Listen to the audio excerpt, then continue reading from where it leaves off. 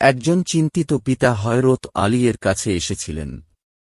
তিনি ছিলেন এক সম্ভ্রান্ত, দানশীল ও উদার ব্যবসায়ী।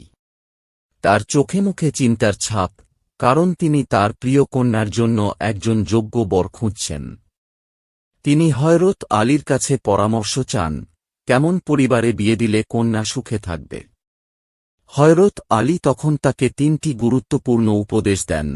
এই ৩ রকম পরিবারে কোনো মেয়েকে বিয়ে দেওয়া উচিত নয়। এই উপদেশগুলো যুগ যুগ ধরে ইসলামী পারিবারিক জীবনের মূল্যবান শিক্ষা হয়ে আছে। প্রথম উপদেশ, নারীকেন্দ্রিক পরিবারে কন্যাদান নয়। হযরত আলী বলেন, কখনো সেই ঘরে তোমার মেয়েকে বিয়ে দিও না, যেখানে নারীরাই পারিবারিক সিদ্ধান্ত নেয় এবং পুরুষরা তাদের মতেই চলে। এমন পরিবারে সাধারণত একজন নারী আরেক নারীর প্রতি ন্যায্য থাকে না। পারিবারিক ভারসাম্য নষ্ট হয়ে যায়, যা কন্যার জন্য দুঃখ কষ্টের কারণ হতে পারে।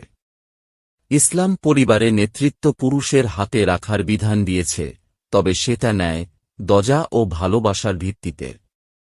দ্বিতীয় উপদেশ, নারীর প্রতি অসম্মানকারী পরিবারে বিয়ে নয়। হযরত আলী বলেন, সেই ঘরেও কন্যাকে বিয়ে দিও না যেখানে নারীদের কোনো সম্মান নেই। নারী যেন ঘরের মানসিক আধ্যাত্মিক সৌন্দর্য। যে ঘরে স্ত্রীদের অধিকার অস্বীকার করা হয়, যেখানে তারা অবহেলার শিকার হন, সেখানে কখনোই কন্যা সুখে থাকতে পারে না। রাসূলুল্লাহ বলেছেন, তোমরা তোমাদের স্ত্রীদের সঙ্গে সম্মান ও দয়ার সাথে আচরণ করো। স্ত্রীদের অধিকার আদায় করা, তাদের সম্মানের চোখে দেখা, এটাই একজন মুসলিম স্বামীর বৈশিষ্ট্য। তৃতীয় উপদেশ, তালাকপ্রবণ পরিবারে বিয়ে নয়। হযরত আলী বলেন, সেই পরিবারে মেয়েকে বিয়ে দিও না যেখানে তালাককে হালকাভাবে নেওয়া হয়। যে ঘরে বারবার তালাক হয়, ছেলে, ভাই, বাবা বা পরিবারের অন্যরা তালাককে যেন খেলনার মতো ব্যবহার করে, সেখানে একটি সম্পর্ক টিকিয়ে রাখা কঠিন হয়ে যায়। ইসলামে তালাক বৈধ হলেও এটি আল্লাহর সবচেয়ে অপছন্দনীয় হালাল কাজ।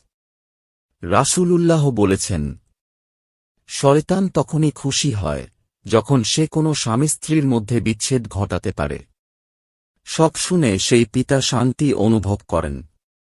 তিনি জানতেন এখন কন্যাকে কোথায় বিয়ে দেওয়া উচিত। হযরত আলীর ৩টি উপদেশ যেন প্রতিটি পিতার জন্য আলোকবর্তিকা। আল্লাহ তাআলা আমাদের সকল কন্যাদের জন্য নেক, সম্মানজনক, নিরাপদ ও পূর্ণ ভালোবাসায় ভরা জীবন সঙ্গী দান করুন। আমিন।